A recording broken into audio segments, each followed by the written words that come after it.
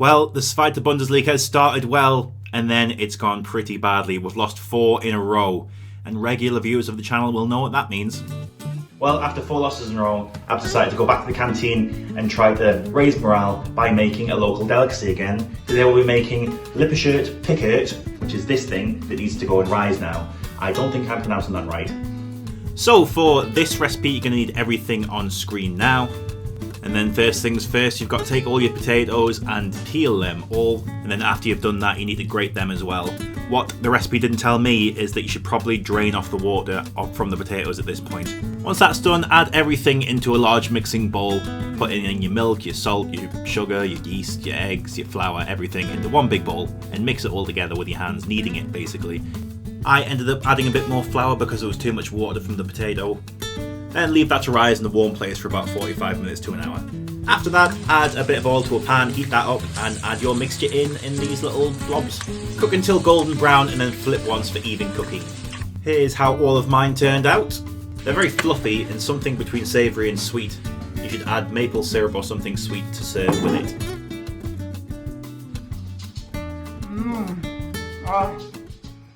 But enough of all that.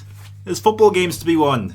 Right, well, since you were last with us, we've had 3 ingoings, and then one of those ingoings has gone back. We've got 2 new goalkeepers in, Lennart Mai, a goalkeeper in from Grasshoppers, just as a backup option. And I was trying to find a replacement for Schmidt, and I brought this guy in, but he turned out to be worse than Schmidt. He conceded 8 goals in the 4 games he played, so I sent him back because he was on quite a lot of money. We got this guy in as the Alesi replacement who did leave on the end. Tony Stoll has left for 110k, and Jonathan Pellatz was a bit upset that I brought in people over the top of him, so I loaned him out, but then I tried to recall him for a reason I'll tell you in a moment. But then I realised he's ineligible to play anyway because I can't register him until the winter transfer window. So here's that dismal run of games where we lost 4 in a row. They were very tight games, and there's an argument to be said that we were probably on top for a lot of them, but we weren't in the end of the game, which is what counts in the end.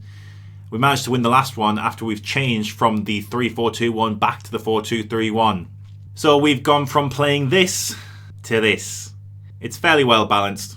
I'm thinking of making Elise the starting right back because he's the one who got the all-important winner in the last game that stopped the rot. And Hoffman is suspended anyway, so he's going to be in for a little bit. Lewis Dongle's had a little injury, so he's been out of the team for a few weeks. But Luis Quintero, he's been absolutely fantastic. 7 goals, 5 assists in 12 games. A revelation for this division.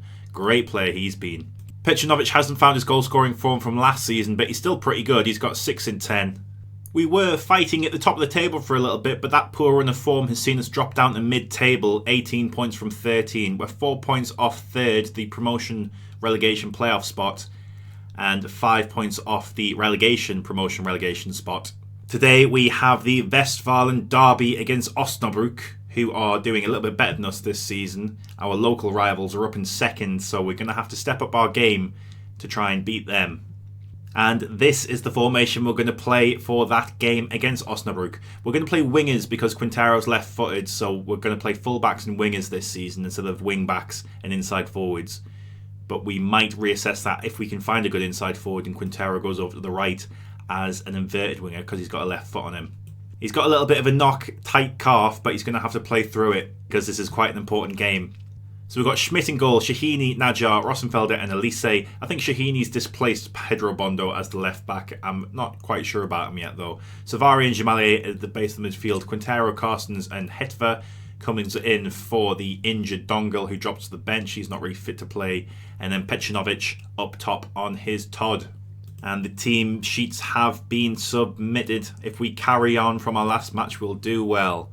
But we're lining up in a 4-2-3-1 as just previously stated. And Osnabrück will be lining up in a 4-4-2 diamond. As look at the league table, hopefully we can go the right way. We've slipped down the table somewhat in the last few weeks. And they have a highlight just on the 2nd minute. A good tackle comes in from Quintero, but they get the ball back. They're on the left on the edge of the penalty area. They shoot from range and Schmidt hits it over. Good reaching save from Schmidt. Schmidt now with a goal kick hits it up to Pecinovic on the 3rd minute.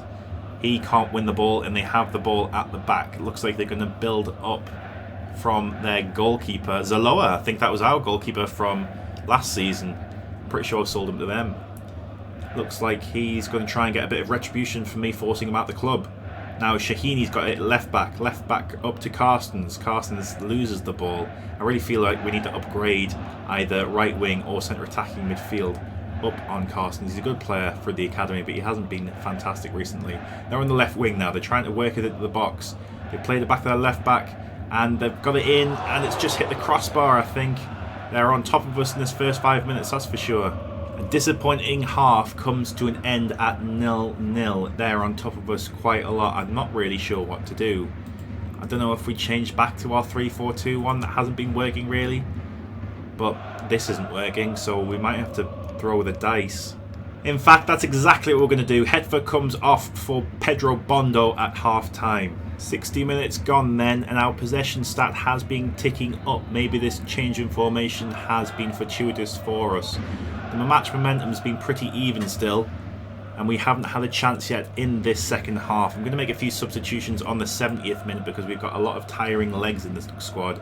I've had quite a few run of games.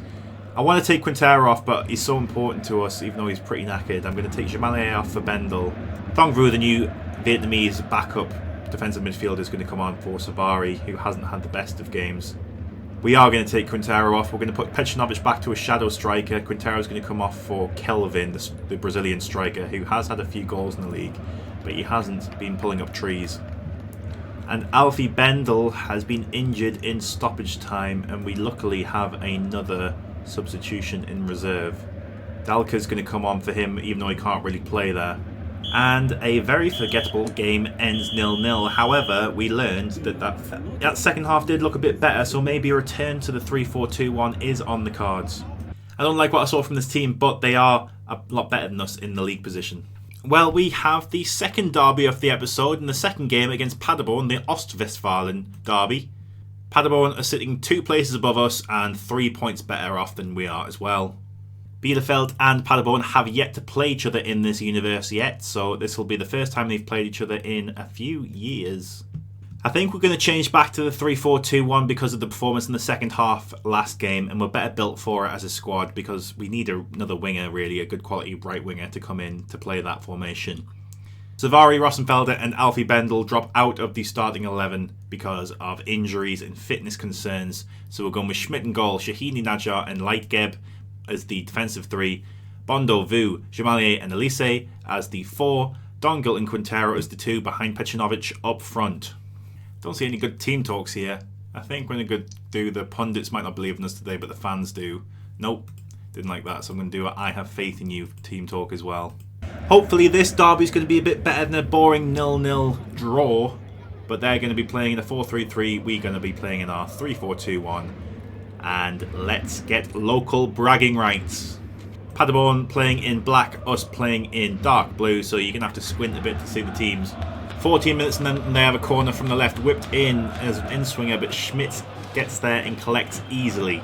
He then looks to launch a counter-attack by a throw to Bondo. Bondo gets his head up and opens his legs up and tries to run down the left. He loses the ball but then wins it back immediately. Pecinovic now up front, plays it back to Bondo. Bondo right up their defensive line, plays it in, but he can't get there, but he scores. He just taps it in, little toe poke into the bottom left hand corner from a very tight angle.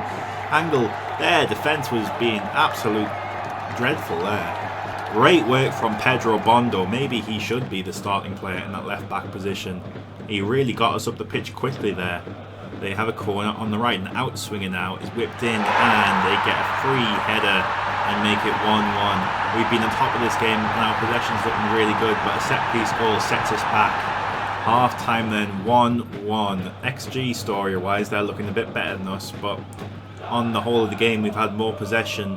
Maybe we need to be a bit more direct. I'm going to say I'm happy with the possession at half-time, and hopefully that'll inspire the boys to do better.